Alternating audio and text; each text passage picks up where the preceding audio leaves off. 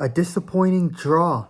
Andres from AA Sports. This is probably going to be a very late video as I will be focusing on other sports content in the near future. But nevertheless, when I do have the time to post this video, I will post it up because I do want to get this reaction video out there to you guys, as obviously Mexican football content is the most popular on my channel.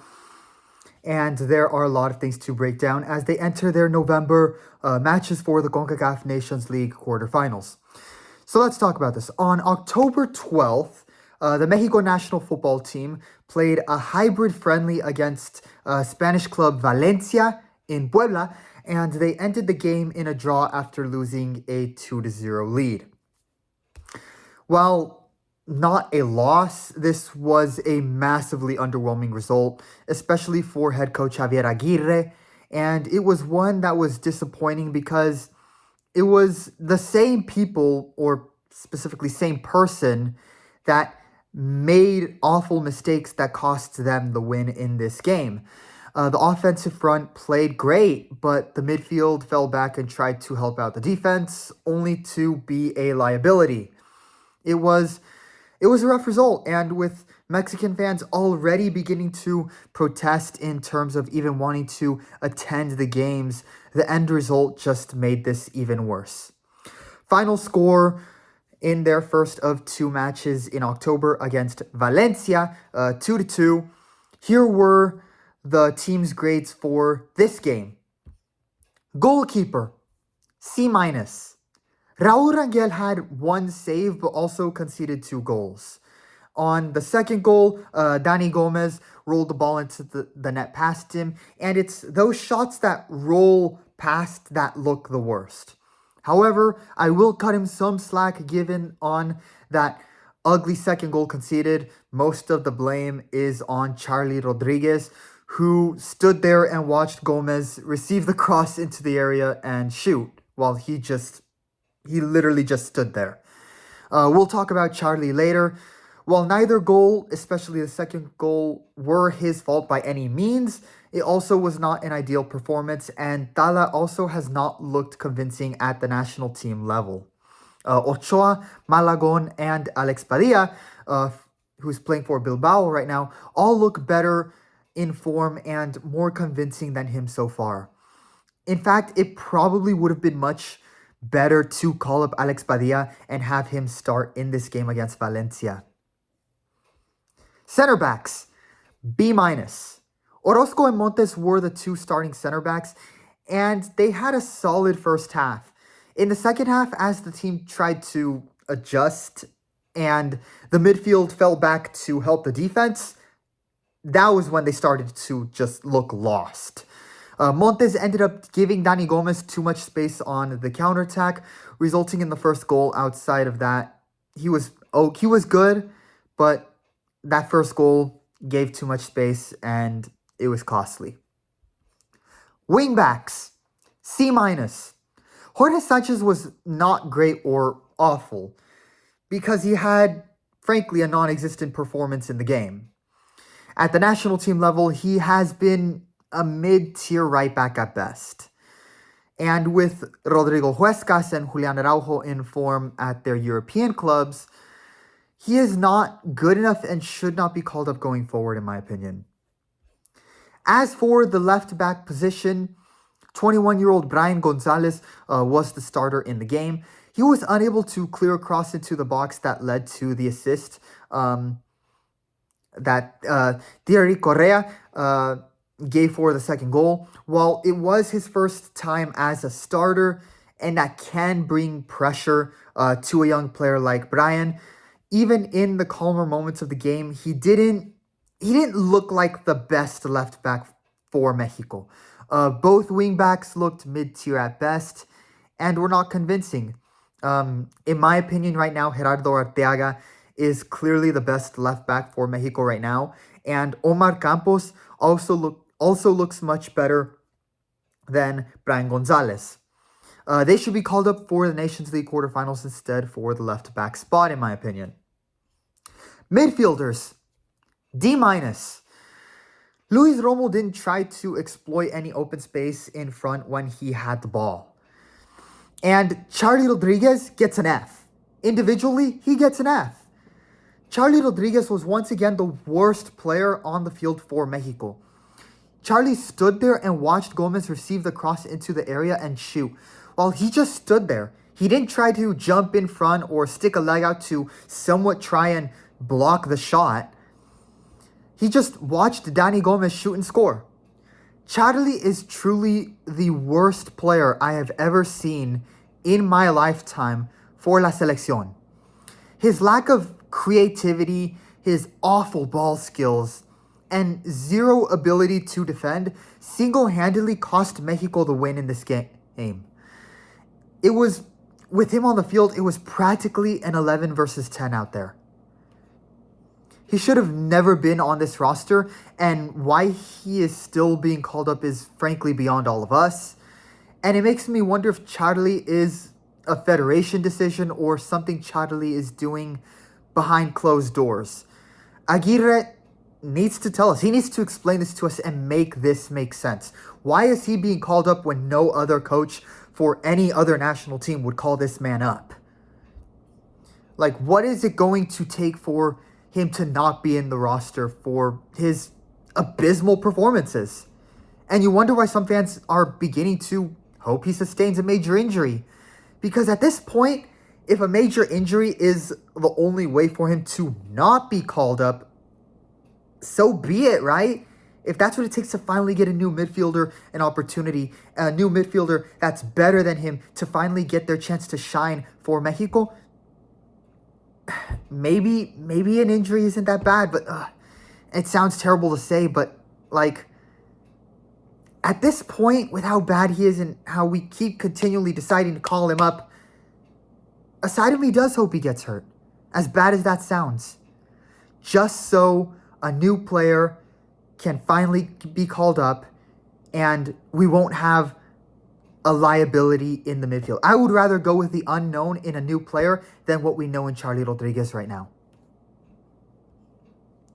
Charlie is awful. He is really the worst player on the team by a mile and is costing them wins. Who would I call up instead? Fidel Ambriz, Marcelo Flores, Marcel Ruiz, Jordi Cortizo. They're all much better players in the midfield than him. They would have won this game without Charlie Rodriguez, in my opinion. But instead, he not only played, he started in the game, and La Selección de Mexico got Charlied. They got Charlied. Get newer, younger, better, and more motivated players in the midfield. Wingers. I'm giving them an A+. I will own it and admit that I have criticized Alexis Vega a lot for his mediocre performances, his poor behavior off the field, and his lack of motivation. I will admit it, I have criticized him a lot. For this game, at least, I got to give him credit and acknowledge that Alexis Vega during the first half was great. Vega also had luck on his side, as he scored the first goal of the game off a free kick that hit the post, then bounced off the back of Valencia goalkeeper Abril Vicent and into the goal. So, off the post, off the goalkeeper's head, then in the net. Crazy. Lucky and good. Lucky and good. However, given his history off the field, it will take a lot more to convince the Mexican fan base to go all in as to actually giving him another chance at the Selección level, as obviously there was definitely mixed reactions in the stands when he was on the field. And for Osiel Herrera, finally, he was called back up again after a period of not being included in the roster. A young player from Culiacan playing for Tigres that I have been wanting to see get called up more for Mexico, and he contributed in the starting opportunity he was given. Osiel pushed up and was willing to take chances with ball possession, and he scored a great goal from outside the box. While there were moments he was careless in possession at times, and he got a little greedy after riding that high feeling after that goal, he nevertheless showed great form and creativity. This performance proved he is good enough to be called up, and in my opinion, look for him to be called up more, maybe even for the Nations League quarterfinals. Offensive front, B. It was a tough El Tri debut for Monterrey striker Germán Beterame, especially amid controversy of him being another naturalized player like Funes Mori was. He played much of the game with his back towards goal and didn't have many chances. The ones he did have, he failed to capitalize on. Nevertheless, he showed good form in a couple of the shots he did take, making the goalkeeper save them from being goals. However, it will take a lot more both on and off the field to convince the Mexican fan base that there is a deserved place for Beterame on the team. Guillermo Martinez started alongside Berterame with two number 9s up front. He also didn't have a solid game. He had a 1v1 against Vicente that could have been Mexico's second goal in the first 15 minutes. It was the clearest chance of the game, but Memote's finish was awful, firing his shot straight at the keeper. His place on the team still remains questionable. Coaches, B-. In terms of the roster, first thoughts were probably, what the hell is this roster? But after analyzing it and breaking down who was called up and their form, I overall did start to like this October roster because it is clear to me what Aguirre and Rafa Marquez, the assistant head coach, are doing as coaches in their first games. If you compare this roster compared to the roster that we saw in September, there were 13 changes made in terms of who was called up. Aguirre experimented and essentially changed about half the roster for the October friendlies.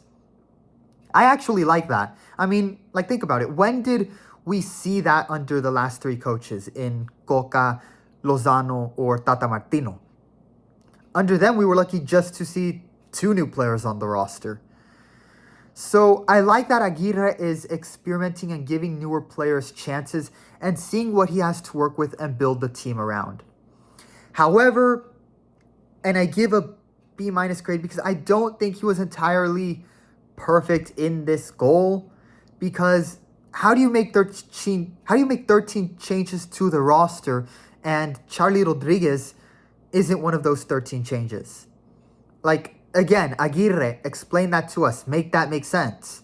Why is he being called up when he is not a productive player at all at the national team level?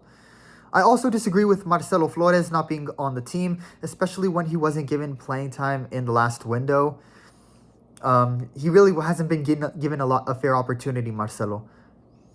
I also like that Aguirre was willing to start 2 number 9s up front and experiment with having more offensively in the starting lineup. That was something that Jaime Lozano was very reluctant to do, and when it was clear we should have done that to have a stronger offense in the Copa America. However, in terms of the lineup, I still think starting Orozco with Montes instead of Vasquez was a learning mistake as he experimented with this team. And Charlie, he was on the roster for September. He was given chances, too many chances in my opinion. Putting Charlie in as a starter cost them the win. Overall though, I would say a B- grade. Aguirre showed the benefits of hiring him as head coach again, showing his willingness to experiment and adjust. Like we saw during his time with Mallorca. He also gave new players opportunities. Berterame got to start in this game, as well as Osiel Herrera, and Rodrigo Huescas also got playing time. So he is giving new players chances. However, next time, Aguirre, please don't call up Charlie, and please give Ruiz and Flores playing chances. Federation. Normally when you hear me talk about the Mexican Football Federation in my grades, it's never good. But this time it's a little different. I'm giving the Federation a B- grade, which is not awful by any means. For once, the Federation listened to some of the fans' demands and scheduled competitive friendlies that would help them grow.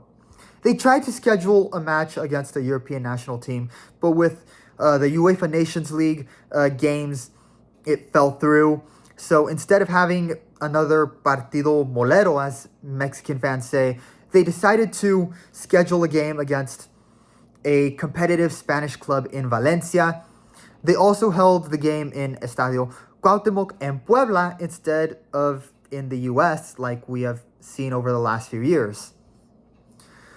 For the first time in a while, the Federation actually put aside priorities focusing on money and actually focused on the team's performances, which will only benefit the team. They did this because of the brutal feedback Mexico fans in the US, as well as Mexico fans in Mexico gave them, which leads to my final grade tier. Fan base, B+. With Mexico fans in the United States protesting the Federation and team's poor results by not going to the games, it forced the Federation to finally play their October friendlies in Mexico. While fans in Puebla didn't boycott the games to the level fans did in September, there were still empty seats in the stadium, showing fans will need their demands to improve the team to be more than just a one-time thing. And among the fans that did go to the game, they were loud and clear in their feedback on the 2-2 draw they witnessed. The Mexican team was booed off the field by fans. Fans need to continue to be vocal and give this sort of feedback to the Federation and the team. It will continue to force La Federación to make changes for the better. So overall fan base, B+. Overall, this was a C-grade performance for the team. They didn't lose the game, which would have arguably been a new low for the team, losing against a club team. However, they ended the game in a tie after blowing a 2-0 lead with poor defending, especially in the midfield. Once again, outside of Edson Alvarez, the midfield is Mexico's biggest weakness. Let me know what you guys thought of the game. Leave a like and subscribe. Stay tuned for more Mexico national team content. And again, feel free to put your thoughts down below.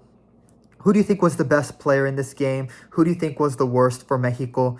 And what do you think are the big key takeaways for Mexico going forward? Leave those thoughts in the comments below. That is all for me in this one. Have a good day, everyone. I'll see you all in the next one.